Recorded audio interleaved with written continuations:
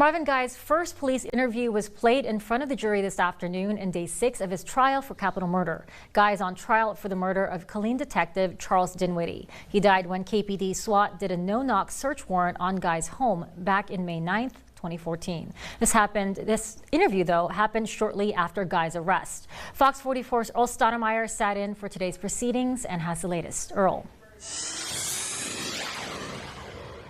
MG Guy constantly explained in his first interview how police never announced who they were during the no-knock search warrant. Guy says he grabbed his gun on instinct to shoot to protect himself, not knowing who was outside. Now, in the beginning of this interview, Guy shared how his girlfriend, Shirley Whittington, came to his house the night before because they were arguing about their relationship. Guy says he went to sleep around 3:30 in the morning to wake up to the sound of glass breaking. He saw glass flying around, so he immediately grabbed his gun to start shooting.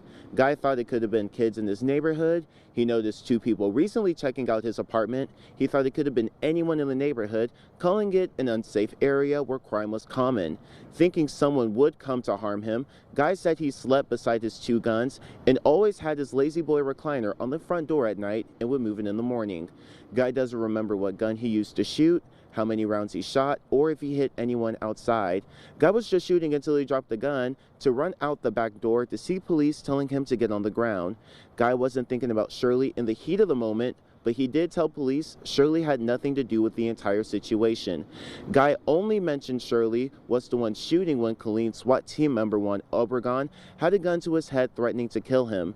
When detectives asked Guy to tell the complete truth on why he thought police were doing a raid on his home, Guy said he didn't know. He thought people were jealous of him or would lie to police so they could approach him. Now keep in mind, Guy came from East Chicago, Indiana, where no-knock search warrants were a thing in his state. And Guy constantly said as a final statement that if only the police announced who they were, that he would have surrendered and none of this would have ever happened. Now, outside of the disagreements from both sides on the videos being played, the second and third interviews will most likely be played in court, so we'll definitely keep you updated. But MG, turn it back to you, live in Belton. Earl Stoudemire, Fox 44 News. Thanks, Earl.